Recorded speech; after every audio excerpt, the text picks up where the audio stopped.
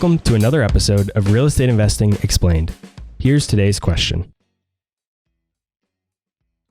So we're talking about these returns using the IRR. For those who maybe haven't heard that before, what is an IRR? It's a very good question. Something we put on our website years ago to educate investors. So IRR stands for internal rate of return. And in layman's terms, that translates to it's a series of cash flows that are translated into an annualized rate of return, but one that factors in the time value of money. You can calculate it in Excel. And I'd say a simple example, I think really kind of best illustrates the difference between IRR and just a simple annualized rate of return, which we call average annualized return or AAR. Let's say, for example, right, we're going to do a deal. Now, we invest $1, and in this scenario, you earn 10% annual yield on your investment every year for 5 years. And at the end of that 5th year, you receive your money back. So in this scenario, you would have a 10% IRR, and that would translate to 1.5 multiple on your money. You invest $1, you got a total of $1.50 back over 5 years and 10 cents of return every year on your money to get there. So now let's modify that scenario. Say, for example, you're still going to earn a total of $1.50 over 5 years, but then now let's accelerate your annual yields into the first 2 years.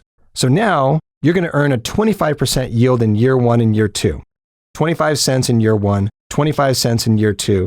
You're going to receive no money back on the annualized basis. You get your principal back in year 5. So we've earned the same amount of total money over the same amount of time, but we've accelerated when we get that annual yield. Well, now if you take that and dump that into Excel, you're going to see that the IRR on that investment is now 11.7%. So we jump from 10% to 11.7%. And despite the fact that you received the same total amount of money over 5 years. And to me, this just exemplifies how the IRR takes into account the time value of money. And by accelerating the cash yield, you're going to bump the IRR. And so I really think the takeaway for investors in this example is that anytime you are considering a targeted IRR of an investment, you must also consider the equity multiple, or what is just really the total return of that investment, and then look at that combination holistically. This is definitely how sophisticated institutional investors look at it. And I would say, and I know because I've negotiated with them over the years, they tend to value the total return, or what we call the equity multiple, over the IRR, because they know that the IRR can be easily manipulated simply by altering the holding period. And groups that have money and are looking to grow wealth, well, they're looking for total return.